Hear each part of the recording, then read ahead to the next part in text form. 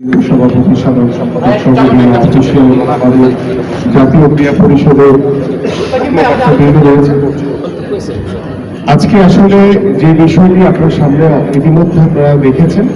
যে Bangladesh boxing federation কর্তৃক 64টি জেলায় আমাদের যারা প্রশিক্ষক রয়েছে সেই প্রশিক্ষকদের অংশগ্রহণের মাধ্যমে তাদেরকে আরো ভালো প্রশিক্ষণের মাধ্যমে কিভাবে তাদেরকে দক্ষ করা যায়, কিভাবে বক্সিংকে আমরা এগিয়ে নিয়ে যেতে পারি প্রত্যেকটি জেলায় উপজেলায়, সেই লক্ষ্য নিয়ে আমাদের বক্সিং ফেডারেশন থেকে আজকের যেই সমাপনী অনুষ্ঠানে আমাদের যে এটা বাকি আজকে আমাদের যে প্রশিক্ষকদেরকে যে প্রশিক্ষণ দেওয়ার যে সার্টিফিকেট এবং তাদেরকে প্রেস প্রদান করা এবং তাদেরকে ইকুইপমেন্টস দেওয়া হয়েছে, যেগুলো নিয়ে তারা প্রত্যেকটি জেলায় জেলায় আপনার আমাদের যারা শিক্ষার্থী রয়েছে, যারা বক্সিংকে ভালোবাসে বা যারা বক্সিংয়ে উদ্বুদ্ধ হয়ে যারা প্রশিক্ষণ নিতে পারে, এই ধরনের বক্সারদের তৈরি করাই হচ্ছে আমাদের মূল লক্ষ্য। এবং আমি মনে করি যে আমাদের জাতীয়ভাবে হয়তো আমাদের বাংলাদেশ বক্সিং ফেডারেশনের এই রিংটি রয়েছে, সেটি ছোট্ট একটি মিনি স্টেডিয়ামের মতো করা। আমরা বিশেষ করি বক্সিংয়ে আমাদের অনেক ভালো করার সুযোগ রয়েছে এবং বক্সিংয়ের মাধ্যমে আমরা বিশ্বাস করি আমাদের যে সামনের যে সাব গেমস রয়েছে, আমাদের ভবিষ্যতে এশিয়ান গেমস কিংবা আমাদের ভবিষ্যতে যে অলিম্পিকের কথা নিয়ে আমরা যে চিন্তা করছি বা স্বপ্ন দেখছি, এবং আমি মনে করি যে বক্সিংয়ের রিংয়ে আমাদের অনেক ভালো ভালো বক্সাররা রয়েছে, যাদের সাফল্যর মাধ্যমে, এবং আমরা জানেন যে আমাদের কিছুদিন আগে যে কমনওয়েলথ গেমস গিয়েছে সেখানে আমাদের একজন বক্সার সে কিন্তু শুরুটা ভালো করেছিল, এবং আমরা আশা করি যে এই শুরুটা ভালো হয়েছে, শেষটাও যাতে ভালো হয় সেই লক্ষ্য নিয়ে আমাদের বর্তমান যুব ক্রীড়া মন্ত্রণালয়, আমরা এনএসসি থেকে এবং আমাদের সকল ফেডারেশনকে আমরা সার্বিক সুযোগ সুবিধা প্রদানের যে নিশ্চয়তা ইতিমধ্যে প্রদান করা হয়েছে। আমরা বিশ্বাস করি যে আমাদের যে জেলা স্টেডিয়ামগুলো রয়েছে সেখানে আমাদের যে ওপেন স্পেসগুলো রয়েছে সেগুলো চাইলে আমরা বক্সিং ফেডারেশন চাইলে তারা ব্যবহার করতে পারে। পাশাপাশি আমরা ইতিমধ্যে আমি আমাদের যে নতুন অ্যাডহক কমিটির যারা সভাপতি এবং সাধারণ সম্পাদক সহ যারা কর্মকর্তা, যারা অফিসিয়ালস রয়েছে, এবং এনএসসি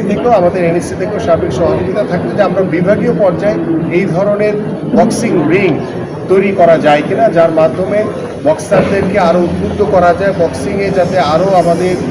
ভবিষ্যৎ প্রজন্ম তারা যাতে উদ্বুদ্ধ হয়ে যাতে তারা অংশগ্রহণ করতে পারে। কারণ আমাদের লক্ষ্য কিন্তু শুধু জাতীয় পর্যায়ে না, আমাদের লক্ষ্য কিন্তু আন্তর্জাতিক পর্যায়েও সাফল্য অর্জন করা। সেই লক্ষ্য নিয়ে ইতিমধ্যে আপনারা জানেন যে আমাদের বর্তমান সরকার আমরা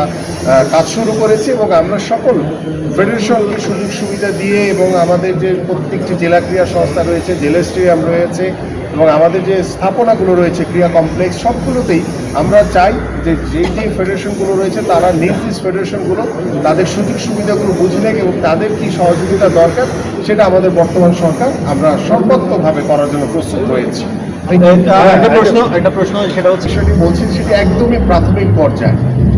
এটি নিয়ে এখনো বিশদভাবে আলোচনা হয়নি এবং আদৌ ব্রাজিল টিম বাংলাদেশে আসবে কিনা সে বিষয়টি নিয়েও এখন পর্যন্ত অ্যাকচুয়াল কোনো ক্লিয়ার কোনো মেসেজ নেই। সো বাংলাদেশ ফুটবল ফেডারেশন ইতিমধ্যে যে ভিডিওগুলো দেখিয়েছে বা তাদের সাথে কি আলোচনা হয়েছে সেটার হয়তো বা সামারি আমরা পরবর্তীতে জানতে পারব। বাট আমরা যেটি বিশ্বাস করি যে ব্রাজিল টিম যদি আসে বাংলাদেশে এবং দেশে যদি আবার বাংলাদেশ টিমের সাথে খেলে, বাংলাদেশের জন্য আমি মনে করি অনেক বড় অ্যাচিভমেন্ট। কিন্তু আমার বাংলাদেশ ফুটবল কতটুকু এগোবে এটার মাধ্যমে, এটা নিয়ে আসলে আমি খুব বেশি আশাবাদী না। এই কারণ হচ্ছে যে ম্যাচ হবে হয়তো বা বাংলাদেশ ব্রাজিলের সাথে খেলবে, সেটার একটা দর্শক আমাদের বাংলাদেশের মানুষের যে এক্সপেকটেশন সেটা হয়তো একটা স্বপ্ন পূরণ হবে যে বাংলাদেশ ব্রাজিলের মতো বিশ্ব চ্যাম্পিয়নদের সাথে খেলেছে। এবং আপনারা সবাই জানেন যে বাংলাদেশের বিশ্বকাপ ফুটবলের সময় আমাদের ব্রাজিলের সাপোর্টাররা বা আর্জেন্টাইন সাপোর্টাররা যেভাবে উৎসাহ উদ্দীপনা নিয়ে বিশ্বকাপ ফুটবল দেখেছে, সেটার হয়তোবা কিছুটা আমরা উপলক্ষকে সামনে রেখে আমাদের হয়তোবা দর্শক যারা রয়েছেন তারা হয়তো একটু আনন্দিত হবে। কিন্তু ব্রাজিল টিম খেলে গেলে যে বাংলাদেশের ফুটবলের পরিবর্তন আসবে এই বিষয়টির সাথে আমি একমত না। আমার কাছে মনে হয় যে আমরা যে ফুটবলের স্ট্রাকচার আমাদের রয়েছে, আমাদের ফুটবল ফেডারেশন তারা কাজ করছে, সো আমরা তাদেরকে সার্বিকভাবে সহযোগিতা করছি। আমরা যেটি চাচ্ছি যে আপনারা জানেন যে নতুন করে স্পোর্টসের মাধ্যমে একদম রুট লেভেল থেকে খেলোয়াড়দেরকে তুলে আনা, এবং সেখানে ফুটবলের মতো আমরা দেখেছি যে আমাদের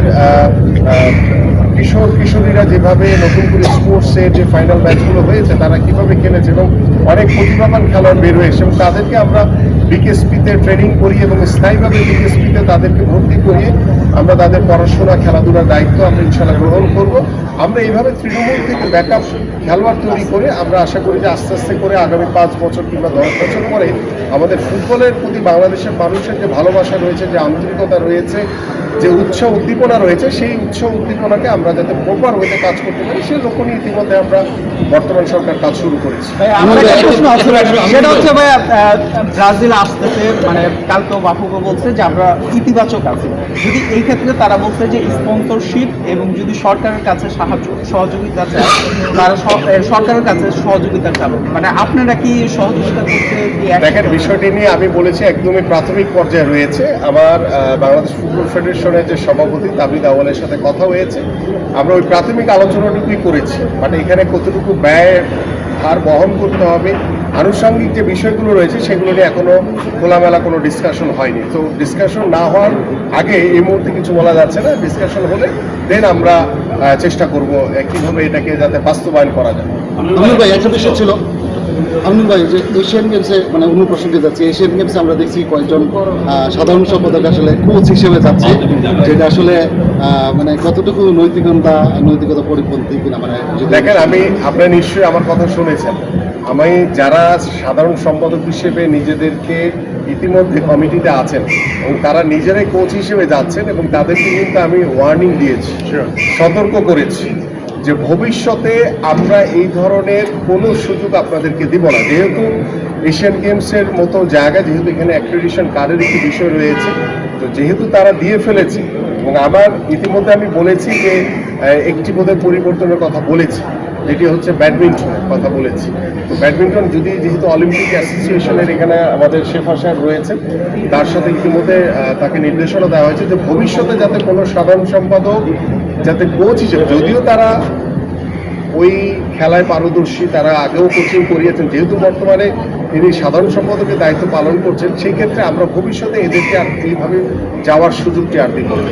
একটা বিষয় যদি একটু ব্রাজিল প্রসঙ্গেই আসি, যদি এটাও আছে, একটা প্রশ্ন জাস্ট, আমরা এর আগেও দেখেছি অনেক ফুটবলার এসেছে, রোনালদিনিও এসেছে, আমরা দেখেছি এখানে কমার্শিয়াল ইনভেস্টমেন্টগুলো বেশি থাকে। ইন্ডিয়াতে এই ব্রাজিল দলকে আনতে 61 কোটি টাকা প্লাস মাইনাস খরচ হচ্ছে, এবং আরও 10 কোটি টাকা সাবসিডিতে খরচ হবে, প্রায় 70 কোটি টাকা প্লাস। এটা নিয়ে ইন্ডিয়াতে প্রচুর একটা কন্ট্রোভার্সি চলছে। বাংলাদেশে আসলে এই অবস্থায়, বাংলাদেশের বর্তমানে ডলার ক্রাইসিস সহ নানান ধরনের ক্রাইসিস আছে, এই জায়গায় এটা কতটা যুক্তিযুক্ত হবে? আমি যদি এক কথায় আপনার প্রশ্ন উত্তর দিই, এই মুহূর্তে আমরা সরকারের পক্ষ থেকে এই ধরনের যে অর্থ ব্যয় করে, যেহেতু আমরা নিজেরাই, আপনারা জানেন যে বিদ্যুৎ, জ্বালানি, বিভিন্ন সেক্টর নিয়ে আমাদের অনেক বেশি ব্যয় বহন করতে হচ্ছে, সেক্ষেত্রে আমরা একটি ম্যাচকে উপলক্ষ করে সরকারের পক্ষ থেকে এই ধরনের ব্যয় করার মতো মানে মানসিকতা বা এই ধরনের কোনো উপলক্ষ এই মুহূর্তে আমাদের ভিতরে নেই। সো আমরা বাফুফে যেহেতু কথা বলেছে, বাফুফের সভাপতির সাথে কথা হয়েছে, তারা যদি বিভিন্ন সাইড থেকে যদি স্পন্সরশিপ এনে যদি সেটাকে পরিপূর্ণতা দিতে পারে, তাহলে হয়তো আমরা আমাদের পক্ষ থেকে, সরকারের পক্ষ থেকে সার্বিক সহযোগিতা থাকবে। ভাইয়া, আমার একটা প্রশ্ন ছিল, যেহেতু বক্সিং নিয়ে আসছি, এখানে কোচেরা আছে, অনেক কোচ ভালো কোচের দুটি উঠে আসবে, তৃণমূলের বক্সিং নিয়ে কোনো কাজ করবেন কিনা? আরেকটি প্রশ্ন হচ্ছে যে নতুন করে কোনোভাবে কি বক্সিং, যেহেতু দুটি বক্সিং কোনোভাবে কি আসলে অ্যাড করা যায় কিনা? কারণ আমাদের এখানে এই মাঠে তো মোহাম্মদ আলীরও একটা পা পড়েছে, এবং আপনি হচ্ছেন অ্যাথলিট, তো খেলোয়াড়দের নিয়ে আসলে চিন্তাভাবনাটা কি? ডেফিনেটলি আমরা তো আসলে দেখেন, আমরা প্রথম আসরে 8টি ইভেন্টকে নিয়ে নতুন করে স্পোর্ট শুরু করেছি। আমরা দ্বিতীয় আসরে আরও 2টি ইভেন্ট যোগ করেছি, টেবিল টেনিস এবং ভলিবল, এবং আমরা পর্যায়ক্রমে আমাদের কিন্তু পরিকল্পনা রয়েছে যে বক্সিং বা যেই ধরনের খেলাগুলোতে আমাদের সাফ গেমস বা এশিয়ান গেমস কিংবা অলিম্পিকের মতো জায়গায় ভালো কিছু করার সুযোগ রয়েছে, আমরা কিন্তু সেই গেমসগুলোকেই কিন্তু আমরা প্রাধান্য দিচ্ছি। তো পর্যায়ক্রমে নতুন কুড়িতে অবভিয়াসলি আমি মনে করি যে আমাদের এই বক্সিংও সংযুক্ত হবে হওয়ার মাধ্যমে আমরা আশা করি যে আমাদের যে তৃণমূল বক্সিংকে আরও বেশি সকলের মাঝে ক্রীড়াবিদদের মাঝে ছড়িয়ে দেওয়া এই ইভেন্টকে আরও বেশি সামনের দিকে এগিয়ে নিয়ে যাওয়ার জন্য সকল প্রকারের সহযোগিতা আমাদের থাকবে। কারণ আমি একটি কথা সবসময় বলি, আপনারা ইতিমধ্যে আমি যখন খেলেছি দীর্ঘদিন আপনাদের সাথে কাজ করেছি, আপনারা আমার সম্পর্কে জানেন, এবং আমি দায়িত্ব নেওয়ার পরে আমরা কিন্তু স্পোর্টসকে এগিয়ে নিয়ে যাওয়ার জন্য মাননীয় প্রধানমন্ত্রী কিন্তু একভাবে কিন্তু তিনি সর্বোচ্চ গুরুত্ব দিয়ে কাজ করছেন এবং তার যে নির্দেশনা রয়েছে সেই নির্দেশনা, যেহেতু আমি নিজে স্পোর্টসম্যান, আমি চাই যে যে বিষয়গুলো নিয়ে বিগত সময়ে আমি যে ফুটবলের যে কোথায় কোথায় আমাদের সীমাবদ্ধতা রয়েছে সেই সমস্যাগুলো কিন্তু টকশোর মাধ্যমে বা আপনাদের মাধ্যমে কিন্তু সবসময় কথা বলেছি। এখন যেহেতু নিজের ঘাড়ে দায়িত্ব পড়েছে সেই প্রবলেমগুলো কিন্তু আমি জানি। তা আমাদের যে সীমাবদ্ধতা রয়েছে তার ভিতরেই আমরা সর্বোচ্চ সহযোগিতা করতে চাই প্রত্যেকটি ফেডারেশন। কিন্তু ইতিমধ্যে আপনারা জানেন যে আমরা বাংলাদেশের ইতিহাসে দায়িত্ব নেওয়ার পরে নতুন সরকার আমাদের, সেই সরকার আমরা কিন্তু যা করছি সবই কিন্তু নতুন। আমরা পেশাগত স্বীকৃতি বাবদ আমরা খেলোয়াড়দেরকে ক্রিয়া ভাতা দিচ্ছি, নতুন করে স্পোর্টস আমরা খেলার মাঠ তৈরির জন্য ইতিমধ্যে মাননীয় প্রধানমন্ত্রী নির্দেশনা দিয়েছেন, তিনি অনুশাসন জারি করেছেন যে আমাদের ঢাকা সহ সারা বাংলাদেশের প্রত্যেকটি সিটি কর্পোরেশনে প্রত্যেকটি ওয়ার্ডে আমরা একটি করে পর্যায়ক্রমে ফুটসাল গ্রাউন্ড করতে চাই। আমরা পর্যায়ক্রমে 2টি বা 3টি ওয়ার্ডের মাধ্যমে যেখানে আপনাদের ইতিমধ্যে আমাদের বাচ্চারা খেলছে সেই এক্সিস্টিং মাঠগুলোকে সংস্কার করে খেলার উপযোগী করতে চাই। আমাদের প্রত্যেকটি উপজেলায় মিনি স্টেডিয়ামের কার্যক্রম চলমান রয়েছে, আমরা জেলা স্টেডিয়ামগুলোকে সংস্কার করতে চাই। সো আমাদের সকল পরিকল্পনা কিন্তু একদম বাস্তবধর্মী এবং খেলাধুলাকে সর্বোচ্চ গুরুত্ব দিয়ে যাতে ভবিষ্যতে আমরা এমন কিছু করে যেতে চাই যাতে সেই নিয়মটা ধরে রেখে যাতে সেই দায়িত্বগুলো যাতে সুন্দরভাবে আমরা 10 বছর পরে গিয়ে যাতে অ্যাটলিস্ট 5 বছর পরে যদি নাও পাই, বাট 10 বছর পরে গিয়ে যাতে এটি কাঙ্ক্ষিত লক্ষ্য কি সেটা হচ্ছে যে আমরা অলিম্পিকের মতো সর্বোচ্চ আসরে আমরা যাতে লড়াই করতে পারি পদকের জন্য। আমরা শুধু অংশগ্রহণের জন্য অংশগ্রহণ করবো এটার ভিতরে সীমাবদ্ধ রাখতে চাই না নিজেদেরকে। ইতিমধ্যে আপনারা দেখেছেন যে আমাদের যে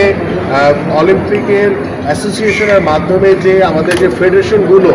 যারা আপনার এই এশিয়ান গেমসে অংশগ্রহণ করবে, সেখানে বিগত সময় কি দেখা গেছে যে খেলোয়াড় 4 জন, অফিসিয়াল 5 জন। এই ধারা ভেঙে দিয়ে স্ট্রিক্টলি বলা হয়েছে যে খেলোয়াড়রা যতটুকু সম্ভব পর্যাপ্ত পরিমাণ যাবে, কিন্তু অফিসিয়াল সীমাবদ্ধ, যতটুকু প্রয়োজন তার বাহিরে যাতে কেউ না যায়, সেভাবে ইতিমধ্যে নির্দেশনা দেওয়া হয়েছে। এবং এখানে অলিম্পিক অ্যাসোসিয়েশনের ডিজি সাহেব আছেন, তার সাথে বসে কথা বলি, সেগুলো মোটামুটি আমি নিজে কিন্তু প্রত্যেকটি নাম তালিকা পড়ে পড়ে কিন্তু যেখানে কাট করা দরকার সেখানে কাট করে দিয়েছি, যেখানে সংযোজন করা দরকার সেখানে সংযোজন করা হয়েছে। সো দ্যাট আমরা স্টার্ট করেছি নতুন চিন্তা ভাবনা নিয়ে। আপনাদের যে পরামর্শ, আমিও আপনাদের পরামর্শের সাথে একমত। সো আমরা ভালো কিছু করতে চাই, আমাদেরকে সময় দেন, সহযোগিতা করেন, ডেফিনেটলি ইনশাল্লাহ আমরা স্পোর্টসে একটি আমূল পরিবর্তন নিয়ে আসবো। Thank you.